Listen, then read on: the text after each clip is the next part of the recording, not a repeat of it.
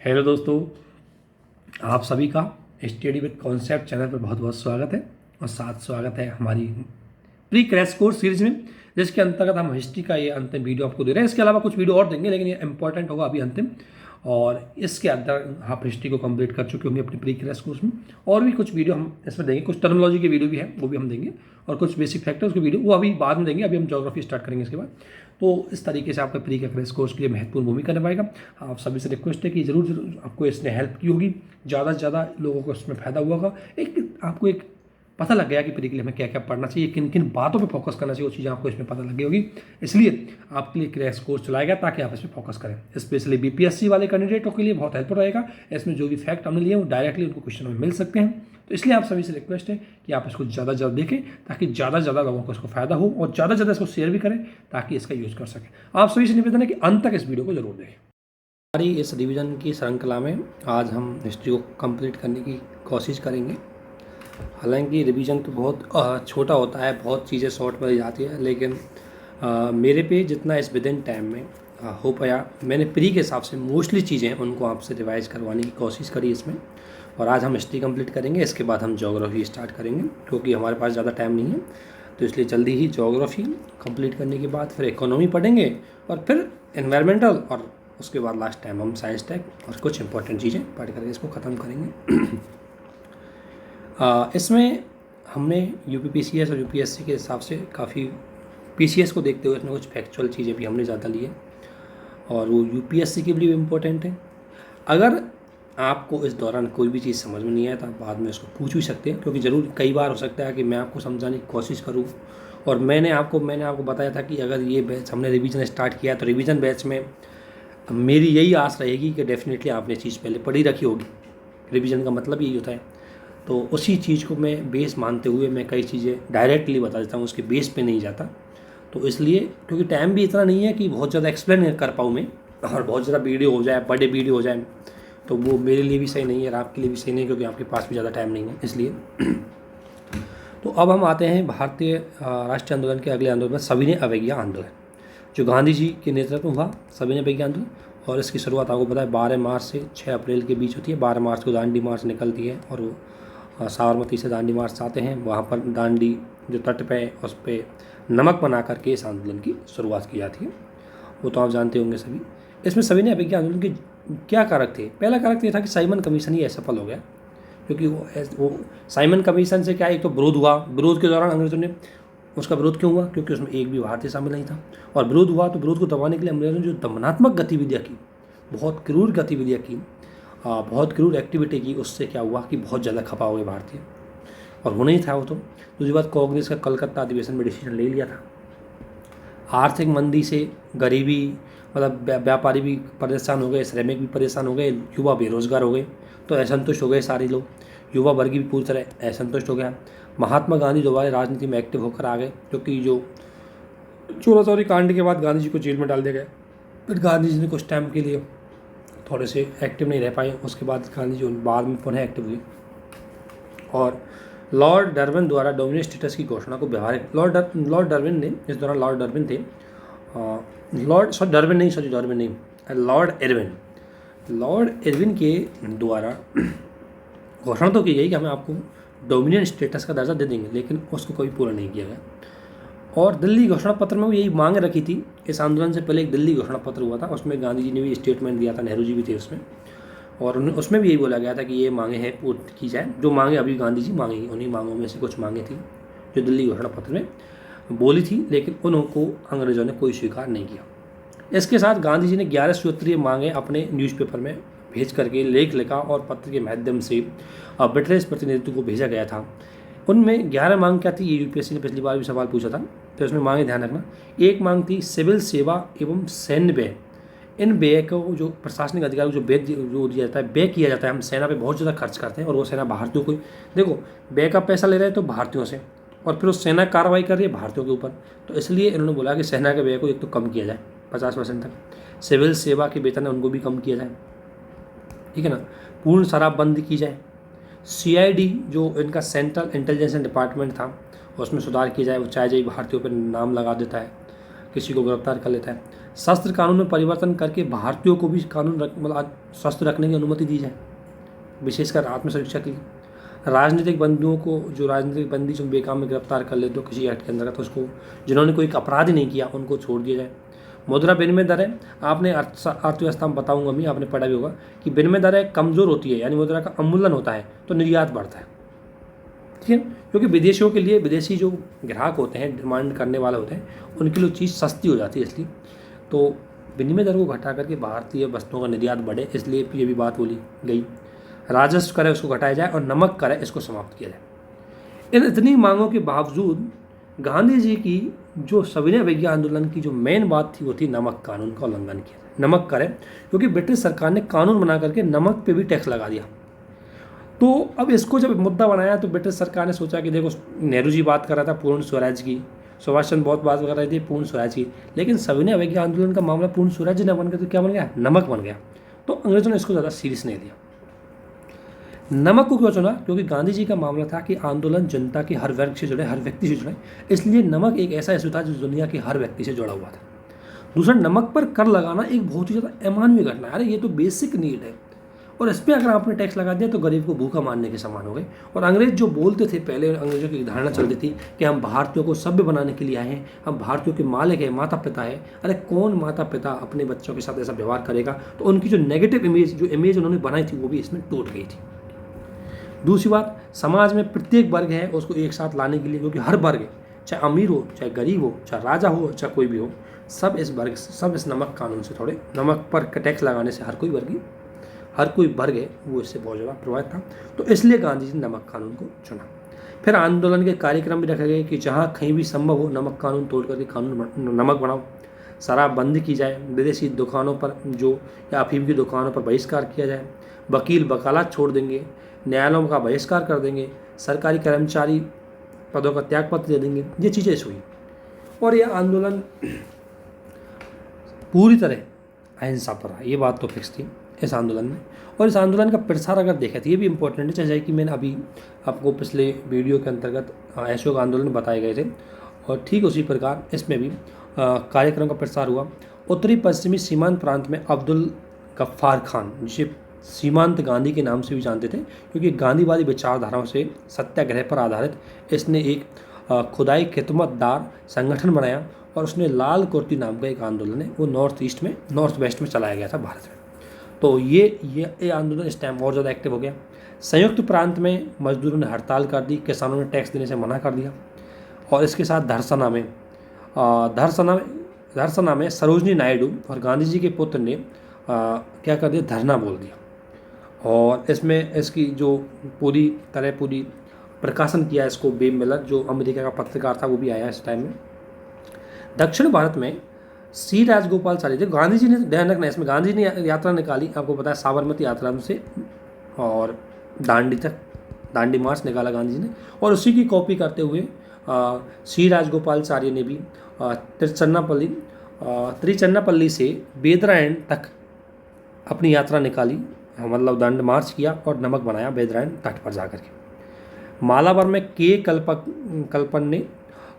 कलप्पन ने मालाबार तट पर कालीकर से पोयन्नूर जाकर के ये मार्च निकाला और वहाँ पर नमक बनाया। नॉर्थ ईस्ट में आपको पता है नागा आंदोलन चल रहा था रानी गैडिन्यूल के नेतृत्व में, और रानी गैडिन्यूल थी, इसने इस शब्द का थोड़ा उच्चारण एक बार देख लेना, गैडिन्यू जो रानी गैडिन्यू थी, और उसके नेतृत्व में नागालैंड और मणिपुर में आंदोलन चला रखा था उसने। वो आंदोलन बहुत पहले से चलाया था, तो उस आंदोलन को इसमें और ज़्यादा गति मिल गई क्योंकि वो ब्रिटिश ने वहाँ के शासन में हस्तक्षेप कर दिया था। असम में सत्याग्रह का एक दल था, असम में भी सत्याग्रह, वो सिलट से नोआखली गई, और नोआखली का जो तट है उस पर जा करके इन्होंने नमक बनाया।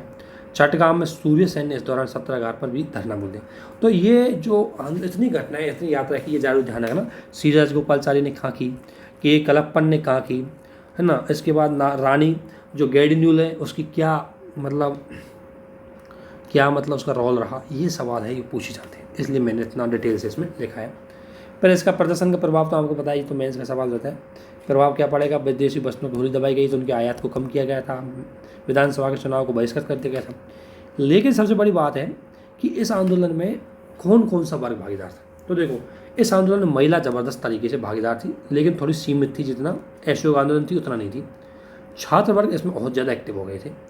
मुसलमान वर्ग की भागीदारी इसमें सीमित रही थी, क्योंकि आपको पता है मुस्लिम लीग थोड़ी खपा हो गई थी नेहरू रिपोर्ट के बाद। जबकि असहयोग आंदोलन में मुस्लिम लीग के जो मुसलमान वर्ग है वो बहुत ज़्यादा भागीदार था, क्योंकि उसमें खिलाफत आंदोलन भी जुड़ा हुआ था। तो ये स्टेटमेंट भी आते हैं कि किस वर्ग आंदोलन में कौन सा वर्ग भागीदार था। इसमें ध्यान रखना, व्यापारी और छोटे कारोबारी ने भाग लिया, जबकि ये जो नॉन अलाइनमेंट आंदोलन है उसमें ये भागीदार नहीं थे, क्योंकि इसमें इनको नुकसान हुआ था ना, नमक पे टैक्स लगाने से व्यापारियों को बहुत ज़्यादा नुकसान हो गया था। दूसरी बात, इसमें कामगार वर्ग भी शामिल थे, किसान भी शामिल थे, जो कि उस टाइम असहयोग आंदोलन में इतने ज़्यादा भागीदार नहीं थे। फिर इनमें विभिन्न जातियाँ भी, जनजातियाँ शामिल हो गई थी। तो कहाँ कौन सा वर्ग इस आंदोलन में शामिल था, ये आपको एक बार ज़रूर पता होना चाहिए। सरकार बड़ी असमंजस में पड़ गई, कि असमंजस में ऐसे पड़ गई कि इतनी बड़ी सरकार, सेना होने के बावजूद उन्होंने कानून को तोड़ दिया और कुछ भी नहीं कर पाए। अब उनके पास ये था कि या तो हम कार्रवाई करें, तो कांग्रेस, अगर हम दमनात्मक कार्रवाई करें, मान लें एक तो दमनात्मक कार्रवाई करें, तो इसमें एक तो हमारी आलोचना है कि भाई वो तो दमन कर ही नहीं, वो हिंसा अपना ही नहीं रहे, तो हम हिंसा क्यों करें। दूसरी बात, इसमें अगर कांग्रेस पे कोई कार्रवाई नहीं करेंगे हम कांग्रेस पे, तो कांग्रेस का विश्वास मतलब एक तरह से आत्मविश्वास बढ़ जाएगा और भारतीयों का आत्मविश्वास बढ़ जाएगा और ऊपर बहुत ज़्यादा एक्टिव हो जाएंगे। तो कुछ खास कार्रवाई इसमें नहीं करके, और लेकिन इसके बाद आपको पता है कुछ टाइम बाद ये आंदोलन है स्थगित करना पड़ा। उसका रीज़न भी ये था कि आंदोलन बहुत ज़्यादा लंबा खिंच चुका था।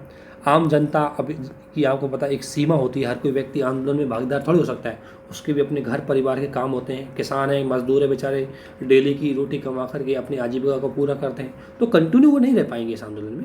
और व्यापारी ज़्यादा दिन तक आंदोलन नहीं कर सकते, क्योंकि व्यापारियों का आजीविका ही व्यापार करना है, दुकान चलाना है, तो वो कैसे आंदोलन में भागीदार ले सकते हैं। इसलिए गांधी जी को बाद में थोड़ा गांधी जी परिस्थिति बन गई कि गांधी जी को स्थगित करना पड़ा। आंदोलन पूर्ण रूप से सफल तो खैर नहीं हुआ, क्योंकि इसमें पूर्ण स्वराज का लक्ष्य है वो नहीं हो पाए, लेकिन फिर भी ये आंदोलन काफ़ी महत्वपूर्ण रहा। इसके बाद ये अंतर देख लेना एक बार कि क्या अंतर था सविनय अवज्ञा आंदोलन में, इनमें एक बार इसको नॉर्मल निकाल देना, बाकी सारी चीज़ बताई दी। इसके बाद सबसे इंपॉर्टेंट चीज़ आती है गांधी इरविन पैक्ट। पीसीएस में सवाल पूछा है, 1931 में हुआ था, 5 मार्च 1931 को हुआ था। और इसमें क्या क्या प्रोविज़न हुए, ये यूपीएससी ने सवाल पूछा है, तो इसलिए आपको पता रहना चाहिए। गांधी और इरविन समझौता 5 मार्च 1931 को हुआ था, और इस समझौता कराने में जो मध्यस्थ की भूमिका निभाई वो तेज बहादुर सप्रू, चिंतामणि और श्रीनिवास शास्त्री के द्वारा निभाई गई थी। और इसमें क्या क्या बात हुई, इसमें यह था, अंग्रेजों ने, ब्रिटिश कंपनी ने क्या बोला, ब्रिटिश जो शासन है उसने बोला कि राजनीतिक बंदियों की रिहाई हम कर देंगे जो हिंसात्मक गतिविधियों में शामिल नहीं। अगर कोई राजनीतिक बंदी हिंसात्मक गतिविधियों में शामिल है तो उसकी रिहाई नहीं की जाएगी। और यही कारण था कि भगत सिंह और उसके साथियों की सज़ा को माफ़ नहीं किया गया। दूसरी बात, जो सरकार ने ज़मीन जब्त की वो वापस दे देंगे। विभिन्न प्रकार के टैक्सों से जो शुल्क लिए गए उनको स्थगित कर दिया जाएगा। समुद्री गांव में वो अपने खुद के उपयोग के लिए नमक बना लेंगे, उनको कोई कानून उन पर लागू नहीं होगा। सरकारी सेवाओं में जिन लोगों ने त्यागपत्र दिया उनको हम पुनर्बहाल कर लेंगे। और सरकार आज ने जितने भी कानून बना करके व्यक्तियों की स्वतंत्रता को सीमित किया है उनको हम रोक देंगे। ये बात इरविन ने स्वीकार कर ली थी। और साथ ही बोला कि मादक पदार्थ है और शराब की दुकानों पर आप शांतिपूर्ण रूप से धरना दे सकते हो, हाँ, लेकिन कांग्रेस को 2 बात माननी पड़ी कि एक तो उसको दूसरा गोलमेज सम्मेलन उसमें कांग्रेस भाग लेगी, और दूसरी सविनय अवज्ञा आंदोलन इसको स्थगित करना पड़ेगा। ये बात इसमें हुई थी। और इसके बाद गांधी जी ने इस पर बात मान ली गई, ये समझौता हुआ। लेकिन 2 बातों पर इसमें सहमति नहीं बनी। एक तो पुलिस अत्याचार, गांधी जी ने बोला भाई जो आपके लोगों ने जो पुलिस ने अत्याचार किए हैं उनकी जांच करवाओ, लेकिन इसमें लॉर्ड इरविन ने मना कर दिया। और दूसरी का भगत सिंह और उसके साथियों की सज़ा को माफ़ किया जाए। इसमें बहुत बड़ी कहानी भी है कि कई बार लोग आलोचना करते हैं गांधी जी ने क्यों नहीं बचाया, वो एक अलग पॉइंट ऑफ व्यू बन जाता है, लेकिन इसमें गांधी जी का भी अलग लॉजिक था। लेकिन यहाँ पर जो सबसे इम्पोर्टेंट है कि गांधी जी मतलब भगत सिंह को नहीं बचा पाए। इसके आधार पर इस एग्रीमेंट की जो हुआ था इसकी आलोचना भी होती है। युवा बहुत ज़्यादा भड़क गई। युवा ने बोला जब हम पूर्ण स्वराज का हमारा टारगेट था, आपको मिला नहीं, आप एग्रीमेंट में सहमत हो गए और भगत सिंह को नहीं बचा पाओ, ये भी एक बड़ी नुकसान है। उसके बाद गांधी जी ने क्यों वो किया है, गांधी जी की आलोचना की। तो गांधी ने इसी दौरान बोला कि गांधी मर सकता है लेकिन उसके विचार नहीं, यानी कि मैं किसी भी स्थिति में सत्य और अहिंसा का मार्ग नहीं छोड़ सकता। इसके बाद सबसे इम्पोर्टेंट जो न्यूज़ आती है वो है, इतिहास में जो इंसिडेंट है वो है कांग्रेस का कराची अधिवेशन। इसकी अध्यक्षता ध्यान रखना 1931 में हुआ ये थे। इसकी अध्यक्षता सरदार वल्लभ भाई पटेल के द्वारा की गई थी और इसी अधिवेशन में गांधी लॉर्ड इरविन समझौते को रेक्टिफाई कर दिया, उसको कांग्रेस ने अनुमति दे दी और साथ ही कांग्रेस ने बोला कि हाँ अब कांग्रेस द्वितीय गोलमेज सम्मेलन में भाग लेगी। साथ ही इसमें जो नेहरू जी के पूर्ण स्वराज्य की जो वो था उसकी पूर्ण परिभाषा स्पष्ट रूप से इसमें दी गई थी और इसी अधिवेशन में मौलिक अधिकार, राष्ट्रीय आर्थिक कार्यक्रम जो कांग्रेस ने बना रखे थे उनको स्वीकार किया गया था। द्वितीय गोलमेज सम्मेलन है उसमें नेहरू गांधी जी भी शामिल हुए, डॉक्टर अंबेडकर है वो तीनों में शामिल हुए, लेकिन कोई खास इनसे फ़ायदा हुआ नहीं, ये छोड़ दो, कोई काम का नहीं था। द्वितीय गोलमेज सम्मेलन असफल हो गया था। इसके बाद गांधी जी दोबारा आए, उन्होंने आंदोलन को दोबारा चलाया, लेकिन कोई खास गांधी जी को उसमें सफलता नहीं मिली। इसके बाद तो अंग्रेज़ों ने कार्रवाई करना चालू कर दिया, जैसे कठोर कानून ले आए, कांग्रेस को आलोचना करने लगे, कांग्रेस को मतलब एक तरह से खंडित करने की कोशिश की गई, है ना। गांधी जी के विभिन्न आश्रमों पर उन्होंने सरकारी कब्जे हो गए, महिलाओं के विरुद्ध भी दमनात्मक कार्रवाई कर दी। तो इस और साथ ही प्रेस की स्वतंत्रता, राष्ट्रवादी स्वतंत्रता, इस सबको दबा दिया इन्होंने। तो इसके बाद अब 1931-32 के बाद कुल मिलाकर के राष्ट्रीय आंदोलन सेटल हो गया था, ठीक है ना। इसके बाद इसमें सबसे इंपॉर्टेंट चीज़ आती है, ये आप एक बार देख लेना, इसमें कुछ नहीं है तो खास। इसके बाद इंपॉर्टेंट आती है सांप्रदायिक पंचायत। ध्यान रखना, जब तीनों गोलमेज सम्मेलन में डॉक्टर अंबेडकर ने भाग लिया और डॉक्टर अंबेडकर ने भाग लेकर के उन्होंने दलितों के लिए एक रिजर्वेशन की बात की, उनके अधिकारों की बात की, तो उसी के आधार पर जो उनके मैकडोनल्ड पीएम थे उसने एक पंचायत पास किया, जैसे सांप्रदायिक पंचायत बोले। इसमें क्या प्रोविजन किया गया था, ये आया कब था, 16 अगस्त 1932 को आया था। इसमें था कि जो अल्पसंख्यक हैं उनके लिए पृथक निर्वाचिका दी जाएगी। और आपको पता है अल्पसंख्यकों के लिए पृथक निर्वाचिका 1909 के एक्ट में तो दी गई थी केवल मुसलमान, 1909 के एक्ट में दी गई थी मुसलमानों के लिए, 1919 के एक्ट में कर दी सिख, मतलब सिख ईसाई, मतलब यूरोपीय लोगों के लिए कर दी। 1935 में इसका ज़्यादा बहुत बढ़ा दिया गया था, उसमें महिला, सिख, ईसाई, है ना, यूरोपीय लोग, दलित और मराठाओं के लिए पृथक निर्वाचिका की बात की। लेकिन सबसे बड़ा इशू आया था दलितों को भी दिया। तो अम्बेडकर के लिए तो सफलता थी, लेकिन गांधी जी के लिए बड़ा झटका था, क्योंकि पृथक निर्वाचिका ऐसा सिस्टम था जो दलितों को भारतीय समाज में जोड़ने के स्थान पर उनको दूर करता चला जाएगा और दलित हमेशा एक तरह से अछूते रह जाएंगे, और गांधी जी इस चीज़ को नहीं चाहते थे। दूसरी बात, विधानमंडलों में सांप्रदायिक आधार पर आरक्षण की इसमें मांग की गई थी और सभी प्रांतों में संप्रदायों के लिए निर्वाचन क्षेत्र विभाजित कर दिए और दलितों को विशेष व्यवस्था इसमें की गई थी। इसे कांग्रेस ने डायरेक्ट अस्वीकार नहीं किया, ध्यान रखना इसको। कांग्रेस ने कोई फाइनल डिसीजन इसमें नहीं लिया कि स्वीकार करे या नहीं करे, लेकिन गांधी जी इसके डायरेक्ट विरोधी थे, क्योंकि इसमें गांधी जी का मानना था कि दलित हमेशा के लिए हिंदू समाज से अलग हो जाएंगे। अब दो चीज़ मैं आपको बता देता हूँ यहाँ, एक होती है पृथक निर्वाचिका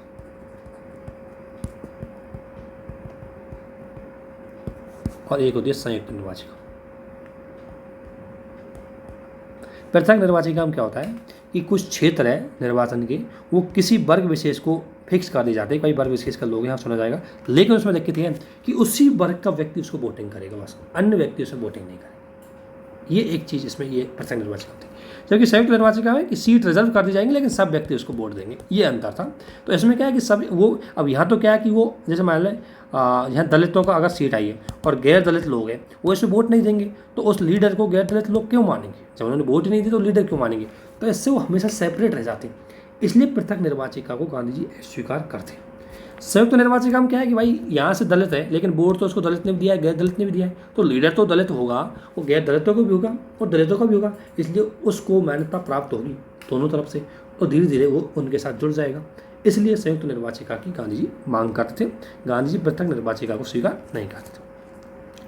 इसके विरोध में फिर क्या हुआ, अम्बेडकर और गांधी जी के बीच में गांधी जी आमरण अनशन पर बैठ गए। इसके बाद पुणे की जेल में थे उस टाइम गांधी जी, और आमरण अनशन में बैठ गए। और पुणे उसके बाद जब विभिन्न कई लोगों ने समझाने के बाद डॉक्टर अम्बेडकर गांधी जी के पास गए, तो गांधी जी और डॉक्टर अम्बेडकर के बीच में पूना पैक्ट हुआ 5 सितंबर, मतलब सितंबर 1932 में, ध्यान रखना। इसमें क्या बात हुई कि दलितों के लिए पृथक निर्वाचिका को समाप्त कर दिया जाए, उसके स्थान पर उनको विधानसभा में रिजर्वेशन दे दी जाएगी, जो मैं बात कर रहा हूँ संयुक्त निर्वाचिका की बात। तो विधानसभा में उनको लिए रिजर्वेशन दिया जाएगा और संपूर्ण जो कई राज्यों की विधानसभा है उनमें उनके लिए केवल दलितों के लिए 147 सीट बुक कर दी जाएगी। किसके लिए, उनको रिजर्वेशन दे दिया जाएगा, ठीक है। दूसरी बात, केंद्रीय विधानसभा में दलितों के लिए संयुक्त निर्वाचन व्यवस्था की जाएगी। इसमें उनके लिए 18% सीट है वो केंद्रीय विधानसभा में रख दी जाएगी। एग्जाम्पल मैं दूँ, केंद्रीय विधानसभा का मतलब हमारी संसद में, ठीक है, और प्रांतीय मतलब विधानसभा का मतलब यूपी, एमपी, बिहार, इनमें। तो इनमें तो उनको क्या टोटल सीट दे दी 147, कुछ यूपी में होंगी, कुछ एमपी में होंगी, कुछ बिहार में होंगी। जबकि संसद में उनको 18%, जैसे मान लो 2 से सीट है तो 18% दे देंगे उनको, तो 36 सीट उनके लिए रिजर्व हो जाएंगी इस तरीके से। और साथ ही जितनी भी गवर्नमेंट की सर्विस होंगी, जितनी भी शैक्षणिक संस्थानें होंगी, गवर्नमेंट की सर्विस, स्थानीय संस्थान और शैक्षणिक संस्थान, इनमें भी इनके लिए रिजर्वेशन की व्यवस्था की गई। इसके बाद अम्बेडकर भी मान गए कि चलो अब भागीदार तो मिल ही जाएगी। लेकिन गांधी जी इससे एक सबक सीख चुके थे कि अगर दलितों के उद्धार के लिए कुछ काम नहीं किया और उनकी छुआछूत विरोधी घटनाओं को नहीं रोका तो दलित भी एक दिन, जिस तरीके से धीरे धीरे इस्लाम धर्म भारतीय समाज से दूर होता जा रहा था, हो सके दलित भी एक दिन हिंदू समाज से एकदम अलग हो जाए। इसलिए गांधी जी अब दलितों के उद्धार के लिए, उनको दलितों को जोड़ने के लिए, दलितों के को लेकर के जो व्यवहार समाज के द्वारा किया गया था अब तक, उसको दूर करने के लिए गांधी जी ने कई काम किए। तो गांधी जी अब हरिजन अभियान पर आ जाते हैं। 1932 में छुआछूत विरोधी लीग का गठन करते हैं। इसके बाद 1933 में हरिजन नामक लीग का गठन करते हैं। ये ध्यान रखना, हरिजन यात्रा निकालते हैं, 20,000 किलोमीटर यात्रा करते हैं। और गांधी जी इसी दौरान हरिजन सेवा संघ की भी स्थापना करते हैं। गांधी जी का रूढ़िवादियों के द्वारा विरोध भी किया गया था, जो कट्टर रूढ़िवादी थे कि गांधी जी ऐसा क्यों कर रहे हैं, वो धर्म भ्रष्ट करने पर आए इसलिए। लेकिन गांधी जी ने यात्रा करके लोगों के व्यवहार को बदलने की कोशिश करी। 1935 के अधिनियम में नेहरू जी बहुत अच्छी बात बोलते हैं कि 1935 के अधिनियम के संबंध में मुझे कहा कि अनेक ब्रेकों वाली इंजन रहित गाड़ी, यानी कि दिया ब्रेक मतलब एक रेलगाड़ी बना दी, उसमें तुम्हें संघीय व्यवस्था की बात की गई, तुम्हारे लिए यूपीएससी की बात की गई, सुप्रीम कोर्ट की बात की गई, सब कर दी, लेकिन रियलिटी में प्रोविजन कुछ नहीं रखा उसमें। अर्थात गाड़ी तो दे दी लेकिन नया तो कोई इंजन है, नया कोई ब्रेक, मतलब ब्रेक ज़्यादा है उसमें, मतलब उसमें कमियाँ बहुत ज़्यादा है, लूपहोल्स बहुत ज़्यादा है। वो बात कही थी 1935 के एक्ट के लिए। ये ध्यान रखना, ये इंपॉर्टेंट है, स्टेटमेंट आ जाता है। इसके बाद प्रांतीय चुनाव होते हैं। प्रांतीय चुनावों में कांग्रेस ज़्यादा जीत जाती है, 716 सीटों पर कांग्रेस जीत जाती है, 11 प्रांतों में कांग्रेस की सरकार बनती है। असम एवं पश्चिमोत्तर प्रांत में भी कांग्रेस की सरकार बनती है। मुस्लिम लीग है, उसको कम से उनकी रिजर्व जो सीट होती है उनमें वो नहीं जीत पाती, तो मुस्लिम लीग की यहाँ स्थिति थोड़ी ख़राब हो जाती है। तो यहीं से मुस्लिम लीग वो अलग पाकिस्तान की मांग को पुरजोर दे देती है। तो ये 1935-36 के समथिंग ये इलेक्शन होते हैं, ध्यान रखना। इसके बाद क्या घोषणा पत्र मांग थी, ये तो वही मांग होंगी जो नॉर्मल होंगी। इसके बाद इसमें एक खबर होता है कि जो मान लें इसके बाद कांग्रेस मंत्रिमंडल कई राज्यों में बढ़ा, तो उनकी क्या अचीवमेंट रहे, तो वो सब अचीवमेंट, वो सब काम करने की सोचेंगे जो उनको टारगेट था। नागरिकों के लिए क्या काम करेंगे कि नागरिकों को स्वतंत्रता दी जाए, जो प्रेस है उन पर जो लिमिटेशन लगा रखी है उसको हटाया जाए, पुलिस के अधिकार है उनको सीमित किया जाए ताकि नागरिकों को ज़्यादा स्वतंत्रता मिले, है ना। ये चीज़ इसमें की गई थी।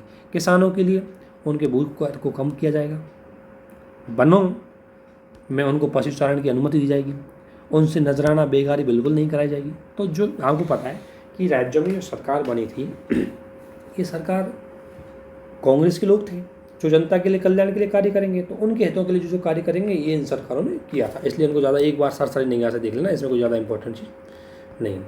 इसके बाद एक फैक्चुअल चीज़ आती है, हॉलवेल मोन्यूमेंट। हॉलवेल घटना आपने सुनी होगी, जो 1756 के टाइम पर सिराजुद्दौला ने की थी। इसमें क्या हुआ था कि सिराजुद्दौला पे एक ऐसा आरोप लगाया जाता है कि उन्होंने 146 अंग्रेजी लोगों को एक छोटी सी कोठरी में बंद कर दिया, एक छोटा सा मतलब छोटी सी जो रूम था उसमें बंद कर दिया। उसमें कोई विंडो नहीं थी, कोई वेंटिलेशन नहीं था, कोई श्वास के लिए जगह नहीं थी, और वो एक रात उनको उसमें रख दिया। उसके बाद रात में लगभग 123 लोग मर चुके थे उसमें, और उसी लिए फिर ब्रिटेन ने इसको बहुत बड़ा, मतलब ब्रिटिश ईस्ट इंडिया कंपनी ने इसको बहुत बड़ा धक्का मारा और युद्ध कर दिया। मतलब 1757 के प्लासी के युद्ध का कारण एक ये भी था। तो इस हॉलवेल मोन्यूमेंट ये कलकत्ता में है, इसे ब्लॉक हॉल की घटना का याद दिलाती है। तो सुभाष चंद्र बोस इस मोन्यूमेंट को समाप्त करना चाहते थे, परंतु डिफेंस ऑफ इंडिया एक्ट के तहत वो ऐसा नहीं कर पा सकते थे क्योंकि इसकी सुरक्षा की जिम्मेदारी ब्रिटिश इंडिया के पास थी। इसलिए तो सुभाष चंद्र बोस इसलिए इसको समाप्त करना चाहते थे, जो नेगेटिव इमेज प्रस्तुत कर रही थी भारतीय शासकों की, इसलिए। इसके बाद ये वर्धा समिति ध्यान रखना, इसको ये थोड़ा गलत लिख दिया है, इसको थोड़ा स्किप करना, ये अलग चीज़ से संबंध है वर्धा समिति। ये एजुकेशन संबंधित है वर्धा समिति, आपको बताएं गांधीवादी विचारों के आधार पर जो एजुकेशन आएगी उसके लिए मतलब उसके लिए है ये वर्धा समिति, तो वो अलग है। इसका संबंध शिक्षा से है, ध्यान रखना, इतना आपको ध्यान रखना है। और 1938 में आई थी, ठीक है। और गांधीवादी विचारों के आधार पर शिक्षा की बात इसमें की गई थी। लेकिन इस दौरान सेकेंड वर्ल्ड वार युद्ध चालू हो गया था। जर्मनी ने अटैक कर दिया पोलैंड पे, उसके बाद ब्रिटेन उसमें आ गया और सेकेंड वर्ल्ड वार चालू हो गया। अब सेकेंड वर्ल्ड वार में भागीदार ले या नहीं ले, क्योंकि ब्रिटिश उसमें मेन लीडर था और ब्रिटिश को आपको पता है भारत उसी का हिस्सा था उस टाइम के लिए। तो गांधी जी का विचार तो ये था कि देखो, गांधी जी सहमत नहीं थे इस बात से कि भाई आप इसमें भागीदार लो। मतलब गांधी जी इस बात से नहीं थे कि ये जो मित्र राष्ट्र थे, जो ब्रिटेन या अन्य फ्रांस जो देश है, इनको मित्र राष्ट्र बोला गया और जर्मनी जापान इटली को धुरी राष्ट्र बोला गया। तो बोला कि वो निरंकुश है, जबकि ये लोकतांत्रिक है। तो निरंकुश और लोकतंत्र में अगर लड़ाई हो रही है तो निरंकुशों का समाप्त हो जाए तो कोई बुरी बात नहीं है। इसलिए ये आंदोलन हो रहा है। तो गांधी जी ने स्पष्ट रूप से तो नहीं कहा, लेकिन गांधी जी कहीं ना कहीं इस दौरान कोई आंदोलन चालू नहीं करना चाह रहे थे ताकि ब्रिटेन को देख के थे। सुभाष चंद्र बोस बोला कि बहुत अच्छा अवसर है, क्योंकि अब जो ब्रिटेन है वो अपने युद्ध में शामिल हो जाएगी, द्वितीय विश्व युद्ध में, और इस दौरान यहाँ पर उनकी शक्ति कमज़ोर हो जाएगी और हम द्वितीय विश्व युद्ध में ब्रिटेन विरोधी जो शक्तियाँ हैं उनका साथ लेकर के ब्रिटेन को भारत से भगा करके स्वतंत्रता ले लें। ये बात इसने बोली, क्योंकि इनका मानना था कि जो युद्ध हो रहा है ना, ये साम्राज्यवादी हितों के लिए हो रहा है, लोकतांत्रिक मूल्यों के लिए नहीं हो रहा। अगर ये लोकतांत्रिक मूल्यों के लिए होता तो पहले लोकतंत्र मूल्य भारत को देते ब्रिटेन वाले खुद ही लोकतंत्र को दबा रहे हैं, वो क्या लोकतंत्र को बचाएंगे। ये बात सुभाष चंद्र बोस ने बोली। जैसे सुभाष चंद्र बोस बोल रहे कि इस टाइम हम आंदोलन कर देना चाहिए। नेहरू जी ने बोला, नेहरू जी है उनका पक्ष ये था कि हम मित्र राष्ट्रों का समर्थन कर दें, लेकिन नेहरू जी का मानना था कि पहले हमें स्वतंत्रता दी जाए तब हम युद्ध में शामिल होंगे। ये बात नेहरू जी की मानना था। मुस्लिम लीग इस अवसर का लाभ उठाना चाहती थी और वो पूर्ण स्वतंत्रता को अपना लक्ष्य बना करके पाकिस्तान की मांग कर रही थी। सरकार मुस्लिम लीग विदेशी रियासतों के माध्यम से कांग्रेस पर दबाव बनाना चाह रही थी कि कांग्रेस हमें समर्थन दे, और इसलिए कई चीज़ें उसने की। इसके बाद युद्ध होता है, युद्धकालीन स्थिति आती है। तो युद्धकालीन स्थिति में आपको पता है कुछ आपातकालीन कानून बना दिए जाते हैं और लोगों की स्वतंत्रता है उसको सीमित कर दी जाती है, और जो टारगेट करने होते हैं उसको युद्ध के दौरान टारगेट कर लिया जाता है। तो इसमें कांग्रेस को खूब अच्छी तरीके से टारगेट किया था ब्रिटिश कंपनी के द्वारा। इसके बाद आगे बढ़ते हैं हम इसमें। तो इसके बाद आता है पाकिस्तान प्रस्ताव। इसके बाद पाकिस्तान प्रस्ताव को देखते हैं, जो मार्च 1939 में आया लाहौर अधिवेशन में, और इस अधिवेशन की अध्यक्षता महोदय मोहम्मद अली जिन्ना ने की। इसमें एक चीज़ ध्यान रखना, इसको प्रस्तुत किया था सिकंदर हयात खान ने। इस ड्राफ्ट बनाया इसका पूरा कि किस तरीके से कौन कौन से क्षेत्र पाकिस्तान में होंगे, वो पूरी फजल उल हक ने इसको प्रस्तुत किया फिर इस अधिवेशन में, और बाद में खजीकू जम्मा का समर्थन इसको मिल गया। खली उ जम्मा को समर्थन इसको मिल गया। ये ध्यान रखना, पाकिस्तान प्रस्ताव है, पाकिस्तान की मांग को लेकर के आया था। इसमें मांगे थी कि पाकिस्तान भौगोलिक रूप से जो एक साथ मुस्लिम बहुल क्षेत्र है उनको अलग करके पाकिस्तान बना दिया जाए। इसके बाद अगस्त प्रस्ताव आता है 1940 में। लॉर्ड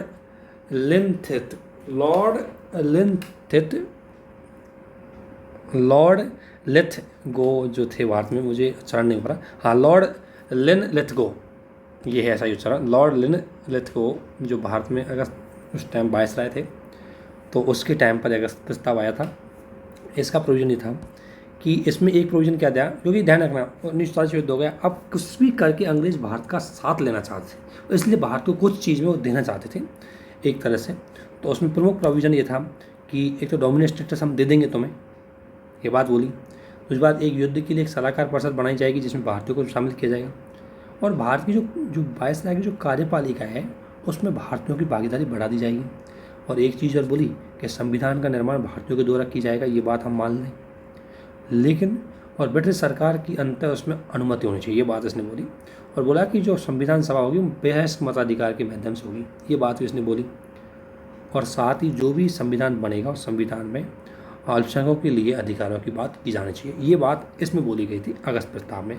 लेकिन इस प्रस्ताव को कांग्रेस ने इसलिए अस्वीकार कर दिया क्योंकि इसमें कहीं ना कहीं इन्होंने बोला कि अगर कोई राज्य इसको अल्पसंख्यक उसको स्वीकार नहीं कर पाए तो इसको अस्वीकार कर सकते हैं। वो अल्पसंख्यकों के अधिकार थे, या मुस्लिम लीग मतलब जो अन्य वर्ग थे, अन्य जो रियासत थी, उनके लिए भी अधिकार था कि जो संविधान आप बनाओगी अगर वो अस्वीकार करते हैं तो उसको वो अस्वीकार कर सकते हैं। इसलिए कांग्रेस सोच रही थी कहीं ना कहीं इसमें विभाजनकारी प्रवृत्ति छिपी हुई है। और साथ ही दूसरा इसमें कांग्रेस का कारण था कि इसमें पूर्ण स्वराज को नहीं माना गया, इसलिए कांग्रेस ने इसको अस्वीकार कर दिया। और मुस्लिम लीग ने इसलिए अस्वीकार कर दिया कि इसमें पृथक पाकिस्तान की मांग का कोई उल्लेख नहीं किया गया था। इसके बाद जब ये 1940 में प्रस्ताव हो गया, उसके बाद गांधी जी ने एक व्यक्तिगत सत्याग्रह कर दिया। और व्यक्तिगत सत्याग्रह में एक चीज़ आपको ध्यान रखनी है, व्यक्तिगत सत्याग्रह में प्रत्येक जो सत्याग्रही थे वो विनोबा भावे थे, और दूसरे नेहरू जी थे, और तीसरे ब्रह्मदत्त थे। इसमें ये 3 चीज़ आपको याद रखनी है, इसमें यही इंपॉर्टेंट है बस। इसके अलावा आपको पता है क्रिप्स मिशन आता है 1942 में, ठीक है ना। और क्रिप्स मिशन भी अपने कई चीज़ों को बोलता है। क्रिप्स मिशन के प्रोविजन आपको ध्यान होना चाहिए। और क्रिप्स मिशन कब आया? 1942 में आया, ध्यान रखना। इसमें प्रोविजन ये था कि युद्ध समाप्ति के बाद भारत को डोमिनेट स्टेटस दे दें। अंग्रेजों ने कभी पूर्ण बात नहीं बोली, हमें डोमिनेट स्टेटस की बात बोली हमेशा। एक चीज़ इसने बोली कि इसमें संविधान का निर्माण करेंगे, तो संविधान निर्माती सभा का गठन किया जाना चाहिए, ये बात उसने बोली। और बोला कि सरकार संविधान को निम्नलिखित शर्तों पर स्वीकार करेगी। पहली शर्त ये होगी कि ब्रिटिश प्रांतों में जो इस संविधान को स्वीकार करना चाहते हैं, अगर मान लें जिनके लिए संविधान बनाया जा रहा है, अगर वो इसको नकार दें तो उनके लिए अलग से संविधान होगा। मतलब कुल मिला करके ये एकता वाली बात यहाँ में कहीं नहीं देख रही थी, इसलिए कांग्रेस को स्वीकार नहीं कर रही थी, कांग्रेस को सही नहीं थी। और उसने बोला कि जब तक आप कुछ नहीं बनाओगे तब तक आप ब्रिटिश जो नियंत्रण है या ब्रिटिश रूल रेगुलेशन और एडमिनिस्ट्रेशन चल रहा है, जो ब्रिटेन का रूल रेगुलेशन प्रशासन चल रहा है, उसी आधार पर तुम ये काम करोगे। कांग्रेस ने भी इसको पूर्ण स्वतंत्र स्वीकार नहीं किया, मुस्लिम लीग ने भी नहीं स्वीकार किया। कांग्रेस ने इसलिए स्वीकार नहीं किया क्योंकि इसमें पूर्ण स्वराज नहीं था। मुस्लिम लीग ने इसलिए स्वीकार नहीं किया क्योंकि इसमें पाकिस्तान की मांग नहीं थी, पाकिस्तान की मांग को स्वीकार नहीं किया। इसके बाद अगस्त प्रस्ताव के बाद मतलब इसको जो 1942 क्रिप्स मिशन के बाद आपको पता है, इसी दौरान हम असहयोग आंदोलन भारत छोड़ो आंदोलन है वो शुरुआत हो जाता है। भारत छोड़ो आंदोलन की जो शुरुआत है आपको पता है 8-9 अगस्त की जो रात रही है उसमें स्टार्ट होता है 1942 में, गांधी जी के नेतृत्व में होता है। हाँ, कारण तो वही है कि अगस्त प्रस्ताव और क्रिप्स मिशन असफल हो गए थे। जापान में युद्ध कर दिया अपने नॉर्थ ईस्ट एरिया पर और या हमारे दक्षिण पश्चिमी एशिया में। अब वहाँ से क्या है कि ब्रिटिश सेनाएं खुद भाग के छूट गई और भारतीयों को वहाँ मरने के लिए छोड़ दिया, तो इससे भी लोग खपा हो चुके थे। युद्ध काल में लोगों को होता है, जब भी युद्ध होता है आर्थिक संकट उत्पन्न हो ही जाता है, और हिंदू मुस्लिम के बीच में भेदभाव बढ़ते चला जा रहा था, और इसलिए जल्दी से स्वतंत्रता मिल जाए इसलिए आंदोलन को चला दिया गया था। इस आंदोलन में कार्यक्रम वही रचनात्मक कार्यक्रम की बात की गई, बड़ी मात्रा में गिरफ्तारी हुई।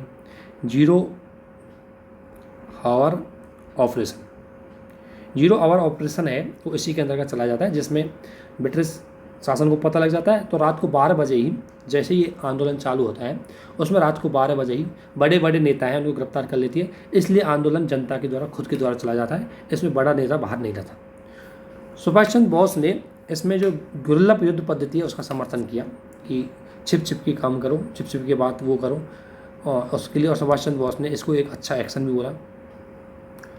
कर्नाटक पद्धति है ये गुरिल्ला पद्धति, जिसमें हिंसक रास्ता अपना करके संचार सेवाओं को अस्त व्यस्त किया जाए, वो इस पद्धति को इस एक्ट में युद्ध में अपनाया भी गया था।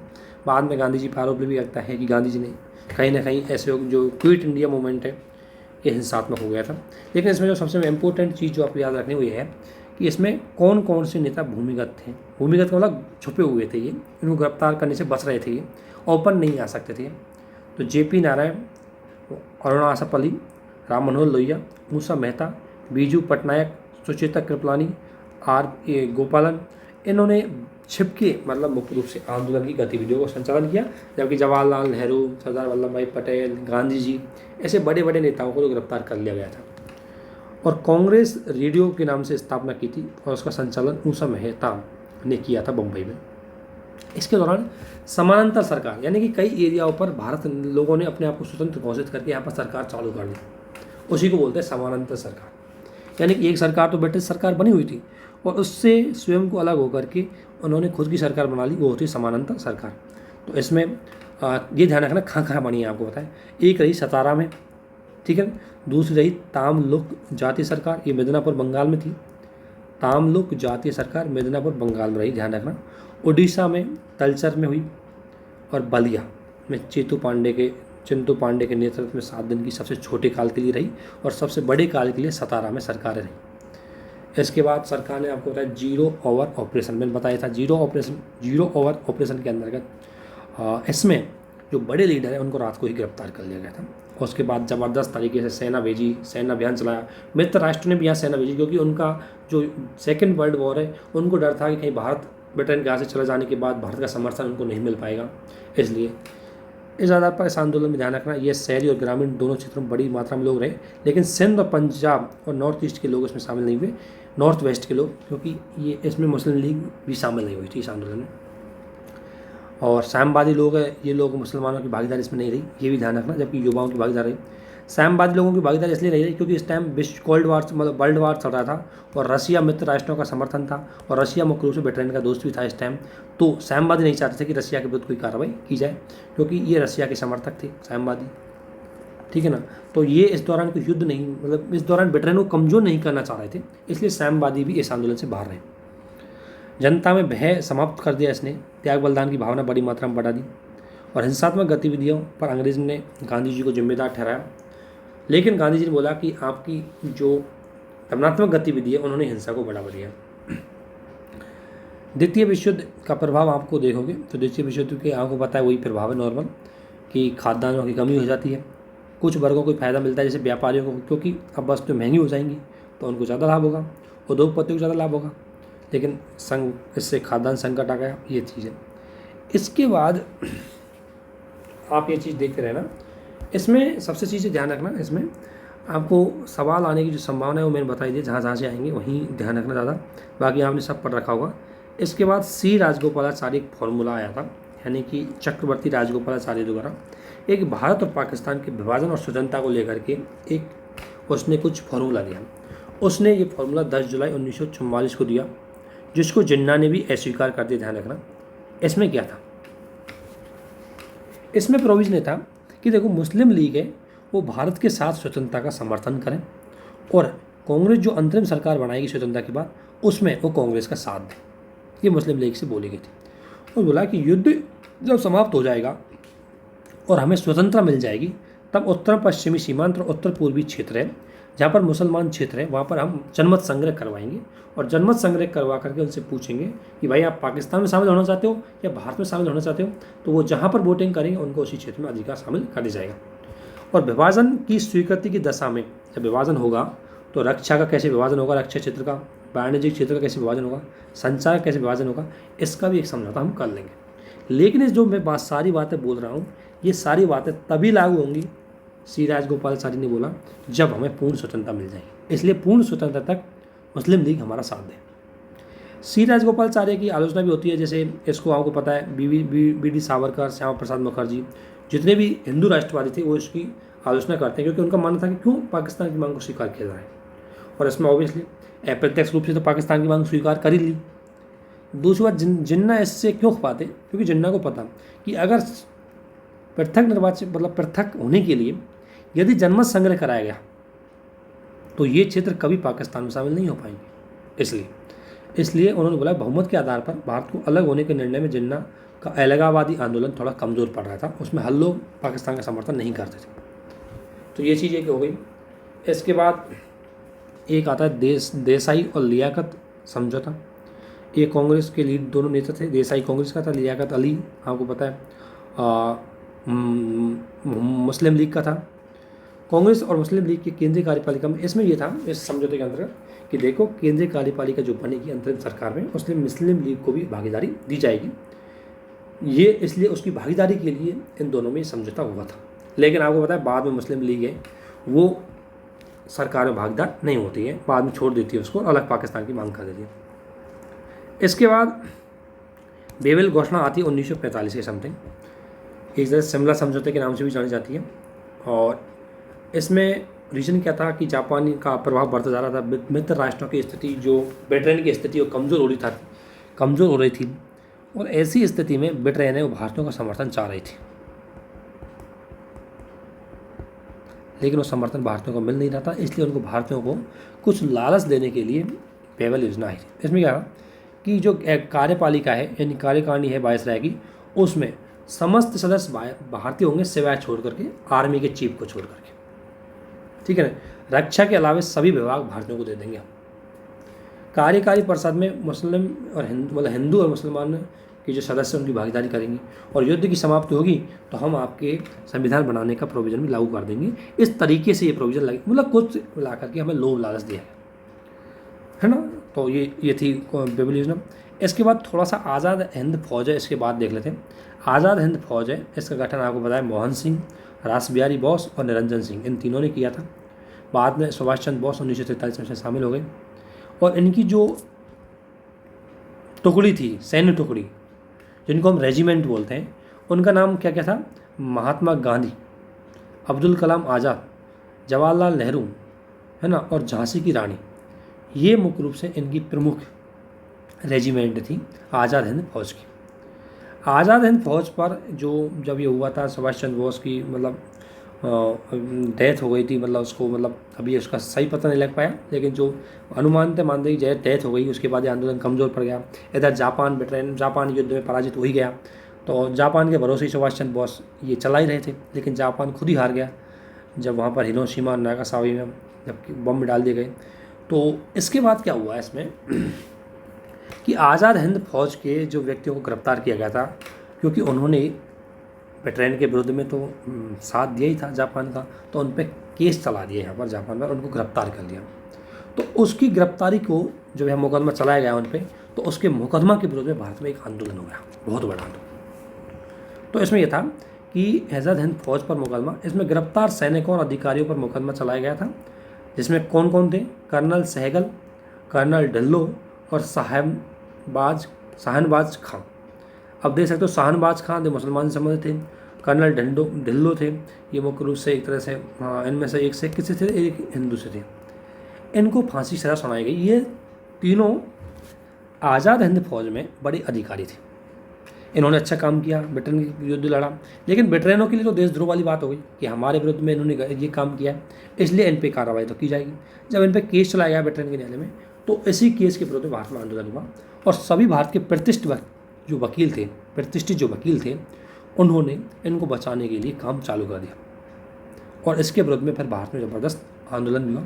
इसमें ध्यान रखना, भारतीय सैनिकों का विश्वास इसमें भारतीय अंग्रेज़ों का उठ ही गया, क्योंकि जब आपको पता है कि जब ये सैनिकों ने उनका साथ दिया तो फिर उनका विश्वास यहाँ पर कमज़ोर हो गया। इसमें महिलाओं ने भी भाग लिया इसके विद्रोह के लिए कि इनको क्यों मामला चलाया जा रहा है। सभी राजनीतिक पार्टी, ध्यान रखना, इसमें शामिल रही। इसमें कोई पार्टी ने मना नहीं की। मुस्लिम लीग भी इसका समर्थन किया क्योंकि इसमें मुसलमान भी थे, और जो भी पार्टी थी कांग्रेस उसमें समर्थन किया। और इसके साथ ही रॉयल इंडियन नेवी ने भी एक विद्रोह कर दिया 1946 में इसी के द्वारा। तो अंग्रेज़ों की स्थिति बहुत ज़्यादा ख़राब हो चुकी थी यहाँ पर। रॉयल इंडियन नेवी है, उन्होंने उनके साथ नस्लवादी भेदभाव करने, उनको सही भोजन नहीं देने, उसके विरुद्ध में उन्होंने विद्रोह कर दिया। तो ये जो विद्रोह है इन्होंने कांग्रेस की एक तरह से कह सकते हैं हम बहुत ज़्यादा, मतलब ब्रिटेन की बहुत ज़्यादा स्थिति बहुत ज़्यादा ख़राब कर दी। इसके बाद आपको पता है द्वितीय विश्व युद्ध के बाद क्या होता है, वो तो आपको पता है द्वितीय विश्व युद्ध के बाद ब्रिटेन की स्थिति बहुत ज़्यादा कमज़ोर हो जाती है और शक्ति है ब्रिटेन से शिफ्ट होकर के दुनिया में अमेरिका महाशक्ति के रूप में उभर आता है और यूएसएसआर महाशक्ति के रूप में उभर कर आता है। ब्रिटेन के इसके बाद ब्रिटेन में लेबर पार्टी की सरकार बनती है जो भारतीयों के प्रति सहानुभूति रखती है, तो डेफिनेटली अब आज़ादी दे ही देगी वो भारत को। समाजवादी बढ़ा, ब्रिटेन सेना बहुत ज़्यादा हालत ख़राब हो चुकी थी, उनकी लगातार युद्ध कर रहे थे और इस दौरान चुनावों का आयोजन भी हुआ भारत में। 1945 में भारत में चुनाव का आयोजन हुआ। 1945 से 47 के बीच में, ये चीज़ आप देख लेना, ज़्यादा इंपॉर्टेंट इसमें है नहीं। इसके बाद 1945 से 47 के बीच में कुछ महत्वपूर्ण घटनाएं हुई थी जिनको के लिए थोड़ा सा पढ़ लेते हैं। 3 घटनाएं महत्वपूर्ण हुई, 3 विद्रोह हुए थे। विद्रोह फर्स्ट जो मैंने अभी बताया था कि आज़ाद हिंद फौज के जो सिपाहियों पर चल रहे मुकदमे के विरुद्ध यह विद्रोह हुआ, और फॉरवर्ड ब्लॉक जो सुभाष चंद्र बोस की ही एक शाखा खोली गई थी जब सुभाष चंद्र बोस को कांग्रेस से बाहर किया गया था, तब ये फॉरवर्ड ब्लॉक उसी की एक पार्टी थी। उसके बाद विद्रोह सेकंड है वो किस बात हुआ कि इसमें अधिकारी था आज़ाद हिंद फौज के अधिकारी राशिद अली को 7 वर्ष की सज़ा के विरुद्ध में मुस्लिम लीग के युवाओं ने, कांग्रेस के भी छात्र से उसमें शामिल थे, कम्युनिस्ट पार्टी के भी छात्र शामिल थे, इन्होंने धर्मतल्ला स्ट्रीट पर एक आंदोलन किया जा रहा था, उस पर पुलिस ने बहुत ज़बरदस्त लाठी चला दी। उसके विरोध में दूसरा विद्रोह और ज़्यादा हैवी हो गया। इसके अलावा विद्रोह 3 चल रहा था इसमें, 1946 में हुआ था ये भी 18 फरवरी को। ये रॉयल इंडियन नेवी ने जो हिंदुस्तान रॉयल इंडियन जो नेवी थी उसकी जो INS तलवार जो वो कैसे पनडुब्बी थी, उसमें 11,सौ सैनिक थे जो भारतीय थे। उन्होंने हड़ताल कर दी। उसका रीज़न क्या था कि नस्लीय भेदभाव के विरुद्ध, क्योंकि उनको वेतन कम दिया जाता था। दूसरी बात, उनको खाना भी अच्छा नहीं दिया जाता था। तीसरी बात, उनके जब BC दत्त नाम के जो एक सैनिक था, उसमें अधिकारी था, उसको गिरफ्तार कर लिया गया था। और आज़ाद हिंद फौज की रिहाइयों के लिए ये भी मांग उठाने लगे। तो इसलिए इन्होंने भी आंदोलन किया। तीनों आंदोलनों से ब्रिटिश शासन बहुत ही ज़्यादा हद में ख़राब हो गया और इनको मजदूरों का भी समर्थन मिल गया। सरदार वल्लभ भाई पटेल और जिन्ना ने भी इनमें अपने क्या किया, जिन्ना है उन्होंने भी इनका समर्थन किया। और आपको पता है कम्युनिस्ट पार्टी उसने भी इसका समर्थन किया। तो एक चीज़ ध्यान रखना है इसमें, सबसे बड़ी बात है सरदार वल्लभ भाई पटेल और जिन्ना ने इनसे बोला कि भाई आप आत्मसमर्पण कर दो, क्योंकि रीज़न क्या था इनका, एक दूरगामी रीज़न था कि अगर सेना आज विद्रोह करके लग गई तो कल के जाके जब इंडिपेंडेंट भारत बन गया और सेना ने फिर ऐसे विद्रोह कर दिया तो भारत में इनको कैसे संभाला जाएगा। इसलिए वो इस प्रकार की प्रवृत्ति आगे ना बढ़े, इसलिए इस सेना को वो क्या करते थे कि उनको आत्मसमर्पण करने की बोल रहे थे, ठीक है ना। और यही बात कम्युनिस्ट पार्टी बोल रही थी कि वो चाहती थी कि शांतिपूर्ण मामले से निपटारे हो जाए। इनसे भारतीय जनता बहुत ज़्यादा निर्भीक हो चुकी। इनके परिणाम स्वरूप ब्रिटेन शासन बहुत ज़्यादा कमज़ोर हो चुका था और ब्रिटिश शासन ने 1945 में समझौता किया, जिसमें क्या हुआ, मजबूर बस ब्रिटेन शासन को इसमें नीचे झुकना पड़ा और बोला कि जो बहुत ही ज़्यादा बर्बरतापूर्ण हत्या में अगर आज़ाद हिंद फौज का कोई कर्मचारी अधिकारी शामिल होगा उसी पे कार्रवाई करेंगे, बाकी को छोड़ देंगे। ये चीज़ हुई। और साथ ही इनको बाहर हम भेजते थे वो भी नहीं भेजेंगे अब, इतना मामला इसमें बोला। इसके बाद 1945 के आम चुनाव होते हैं।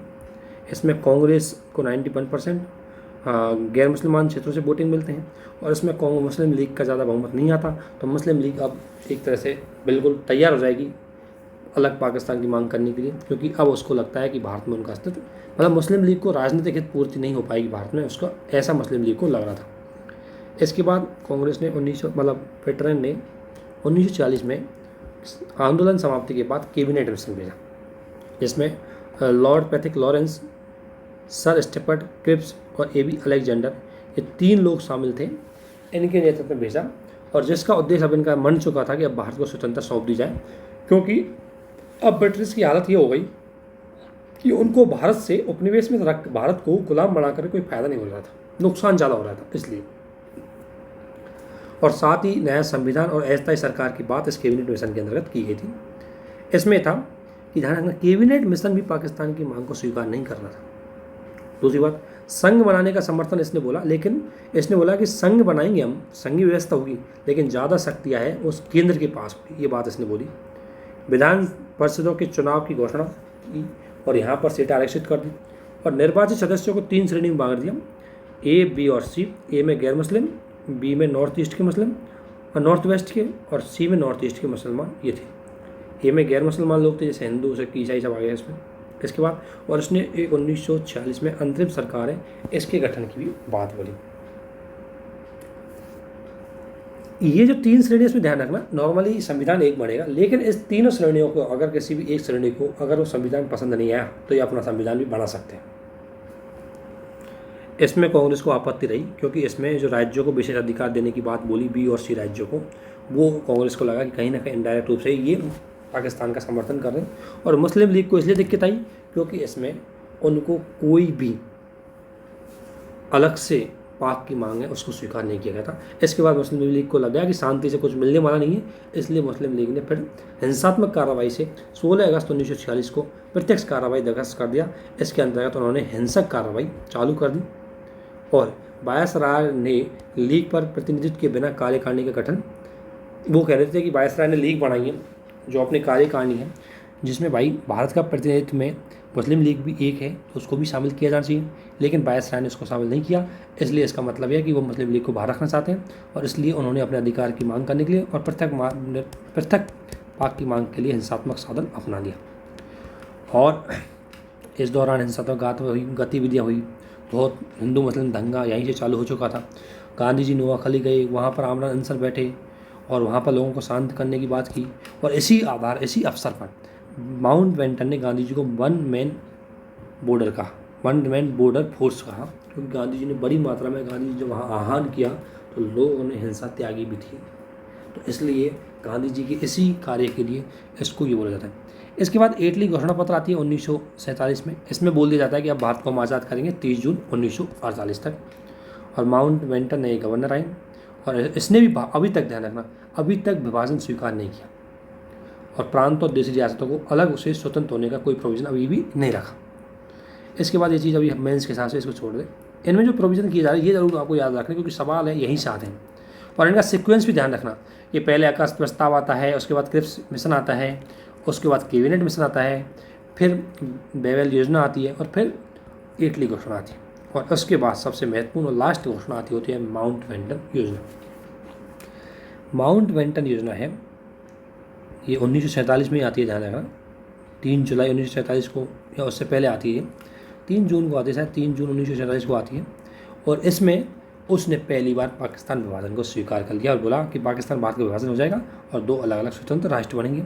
संविधान सभा द्वारा पारित संविधान उन क्षेत्रों में लागू नहीं होगा जो इसको नहीं मानेंगे, अर्थात पाकिस्तान वाले क्षेत्रों में लागू नहीं होगा। 2 संविधान बनेंगे, 2 डोमिनियन स्टेट्स बनेंगे।